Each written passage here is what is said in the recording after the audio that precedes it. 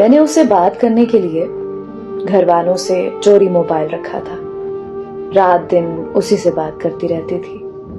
پھر یوں ہوا کہ مجھے اور میری فیملی کو باہر کے ملک میرے ابو کے پاس جانا پڑا.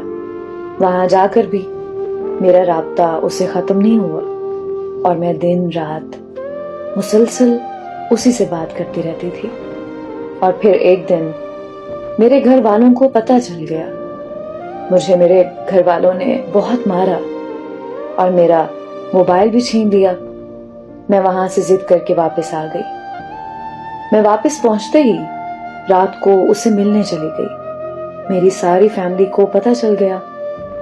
میں نے اس کی بہت منتیں کی کہ مجھے گھر نہیں جانا، وہ لوگ مجھے بہت ماریں گے اور شاید مجھے جان سے بھی مار دیں. اس نے کہا تم گھر جا کر ہماری شادی کی بات کرو. میں جب گھر گئی تو میرے گھر والوں نے میری کوئی بات نہیں سنی، بس مجھے بہت دیر تک مارتے رہے. اتنی زیادہ مار کھانے اور اتنی زیادہ پابندیاں لگانے کے باوجود بھی میں اس سے بات کرتی رہی، اس سے ملتی رہی اور گھر والوں سے بار بار ماریں کھاتی رہی. ایسے ہی ہمارے رشتے کو 7 سال گزر چکے تھے. پھر میں نے اسے بولا کہ میرے گھر والے شاید کبھی نہیں مانیں گے، میں تمہارے بغیر نہیں رہ سکتی، تو ہم ایسا کرتے ہیں کہ ہم بھاگ کر شادی کر لیتے ہیں.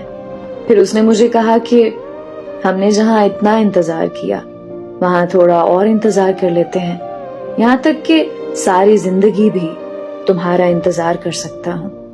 پھر ایک دن وہ مجھے کال کر کے کہتا ہے کہ میری منگنی ہو گئی ہے، ہو سکے تو مجھے بھول جاؤ.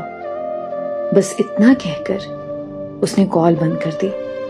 میں نے بار بار اسے کال کی لیکن اس کا نمبر مسلسل بند جا رہا تھا. میں بہت زیادہ پاگل ہو چکی تھی. بہت زیادہ سوچنے کے بعد اس کے گھر کی طرف بھاگ کے چلی گئی. اس کے گھر جا کر اس کی بہت زیادہ منتیں کی، بہت ترلے کیے، بہت واسطے دے ڈالے، یہاں تک کہ میں اس کے پاؤں پڑ گئی اور اسے یہ کہا کہ پلیز مجھے مت چھوڑو، میں نہیں رہ سکتی تمہارے بنا، میں تمہارے بغیر مر جاؤں گی، میں تمہارے بغیر زندگی کا تصور بھی نہیں کر سکتی. وہاں کھڑے سب لوگوں کو میری حالت پر ترس آ رہا تھا، مگر وہ ایک سخت دل انسان تھا.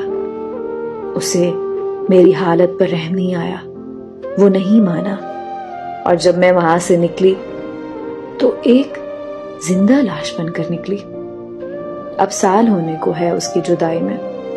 سنا ہے کہ اب اس نے شادی کر لی ہے، پر اب میرا یہ عالم ہے کہ میں کسی اور کی نہیں ہو سکتی.